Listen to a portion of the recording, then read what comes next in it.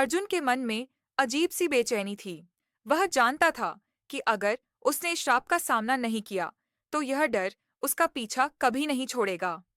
गांव के एक तांत्रिक से उसे पता चला कि आत्मा को मुक्त करने का एक ही तरीका था। जिस जगह पर वह पहली बार उससे टकराया था, वहां जाकर एक विशेष अनुष्ठान करना।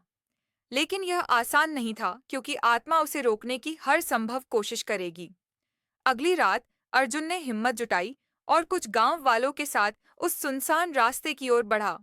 उनके हाथों में मशालें थीं और तांत्रिक लगातार मंत्र बुदबुदा रहा था। जैसे ही वे उस स्थान पर पहुंचे, ठंडी हवा का एक तेज झोंका आया और अचानक सारा माहौल डरावना हो गया।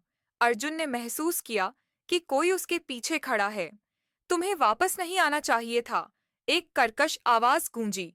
अर्जुन ने पीछे मुड़कर देखा।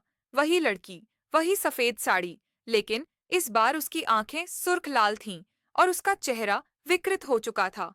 अर्जुन के कदम लड़खड़ा गए, लेकिन तांत्रिक ने मंत्रों का उच्चारण तेज कर दिया। लड़की दर्द से चीखने लगी और हवा में झूलने लगी।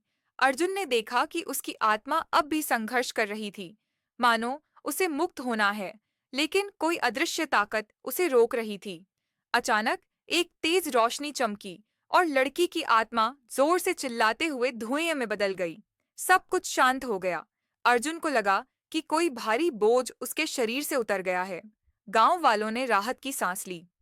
अगली सुबह अर्जुन ने देखा कि उसके हाथ पर पड़े गहरे निशान धीरे धीरे गायब हो रहे थे। अब वह रास्ता भी पहले जैसा नहीं लग रहा था। अब वहां न अजीब सन्नाटा था, न ही किसी अनदेखी शक्ति का एहसास। अर्जुन समझ गया कि वह आत्मा अब मुक्त हो चुकी थी। गांव वालों ने उस दिन के बाद उस रास्ते को फिर से इस्तेमाल करना शुरू कर दिया और धीरे धीरे उस डरावनी घटना की यादें धुंधली पड़ने लगीं। लेकिन अर्जुन के लिए यह सबक हमेशा याद रहने वाला था। कुछ रहस्य ऐसे होते हैं जिन्हें छेड़ा नहीं जाना चाहिए। अर्जुन अब उस भयानक रात को पीछे छोड़ चुका था, लेकिन कभी-कभी उसे महसूस होता कि कोई अब भी उसे देख रहा है।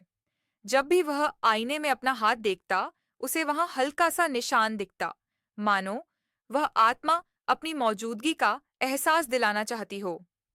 गांव के लोग भले ही अब निडर होकर उस रास्ते से गुजरने लगे थे, लेकिन अर्जुन जानता था कि कुछ कहानियां पूरी तरह खत्म नहीं होती। वे बस वक्त के साथ धुंधली हो जाती हैं।